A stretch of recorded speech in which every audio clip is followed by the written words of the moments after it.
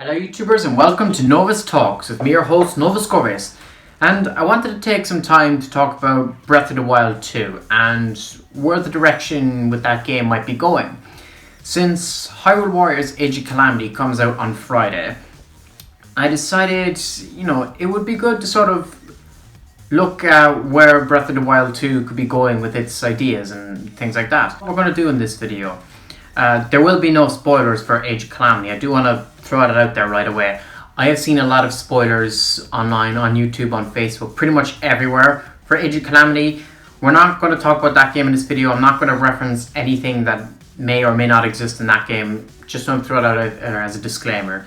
And with that, we'll jump right into it. Based on the ending shot of the trailer for Breath of the Wild 2, and based on Anuma's comments when showcasing Age of Calamity for the first time, we can infer that the Hyrule from the first game will be present in Breath of the Wild 2. We will be exploring it. It will be the same world, the same Hyrule, essentially. But obviously that brings up the question of what can you do different? We've explored this entire world hundreds of times. What can you do to make it different?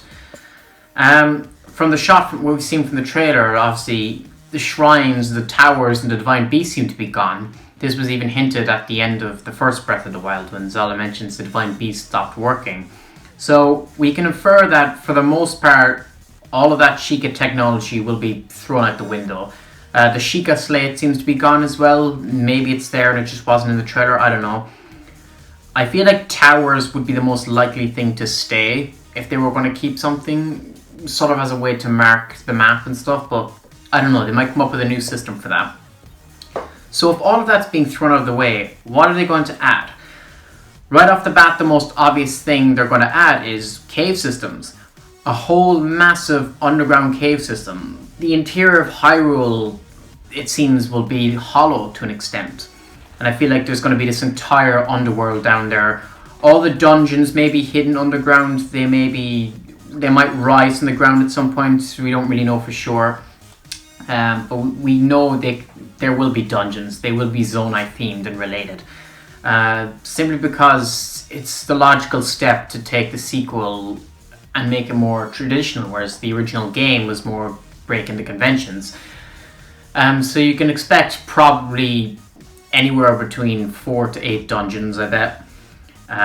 All with unique themes and ideas and different upgrades for... Obviously, instead of the Sheikah slate, we're going to have the green hand now. That seems to be our main point of abilities and ruins and stuff for this game. So we can infer that that's what we'll be upgrading in some fashion. The main thing that's been going through my mind actually is shrines. With shrines gone, what's going to take their place? They won't do more shrines, most likely, because people are already sick of them after the first game. So what can they do? Well, interestingly enough, Breath of the Wild 2 seems to have a huge focus, or at least the trailer did, on luminous stones. And as we know from the first game, luminous stones have a connection to spirits and stuff. And I'm thinking, what better way to expand the world than to have like a spirit realm of some sorts? I feel like at random points in the map, there's going to be portals, miniature portals that we can activate and go into, and they will take us into a spirit realm where we will do trials and challenges that will be basically the shrines from the first game, but Zonai themed this time. And this sort of thing also gives us the opportunity to explore more of the history of the Zonai, and if there's a way to sort of bring them back from extinction, are they going to come back? There's a lot of room to explore with ideas there. But I definitely think that is the main thing, along with the caves, that I think Breath of the Wild 2 is going to incorporate. It seems very likely. Apart from that, there's also the possibility of exploring the lands beyond Hyrule or out in the ocean. It's possible, but if the game's main focus is on Hyrule, I don't think we'd be exploring the lands beyond in any much detail. Maybe they'll say that for DLC or for a Breath of the Wild 3, if that's ever a thing. But I would love to explore beyond the boundaries of Hyrule, and I'd love to see what other kingdoms are out beyond the ocean. So maybe that's a thing they say for DLC, who knows, but that is something to consider. Another thing that I think is going to make a comeback in Breath of the Wild 2 is mini villages. This was a concept they had for the first Breath of the Wild, and Numa really wanted to include it, but they had no time. And the premise with this was that Link would be able to shrink down to a very tiny size and explore miniature villages and things like this. And I feel like it's pretty obvious that this will be in Breath of the Wild 2. Now, I'm not a fan of the idea, I don't particularly like it, but it does seem pretty logical to assume it will be in the game. Because as well, if that's in the main world of Hyrule, the main overworld, that changes it quite a bit. If you can shrink down and explore these tiny worlds inside trees or inside tiny houses, it changes everything. It expands the world in ways that it wasn't expanded in the first game, while also making it believable in the context of the story. So that seems pretty plausible. I will be surprised if they don't include that. I won't be bothered by it because, like I said, I'm not a fan of it, but I do think that is something that is highly likely to appear in Breath of the Wild 2. The idea of a spirit realm as well. This brings me to the idea of new types of memories or flashback sequences. Maybe we're going to see Ganondorf's memories or the memories of the Zonai. And I feel like these will serve as an excellent point to show Ganondorf as a character. We can actually see him interact with characters, see what he did, how he got sealed, all this sort of things. And we'll get to see the relationship he has with Link and with Zelda. It is one thing I really hope does happen. I don't want Ganondorf to be a thing where he shows up at the start of the game and then he's in Hyrule Castle for the entire thing and you don't see him until you fight him. I want him to show up at different points. Either he surprises you at the end of a dungeon or there's random bits in the game where he'll show up and things will happen. That's what I want, and I think memories of some sort will definitely feed into that. Especially since you have to consider Zelda was inside Calamity Ganon in the first game during that whole fight.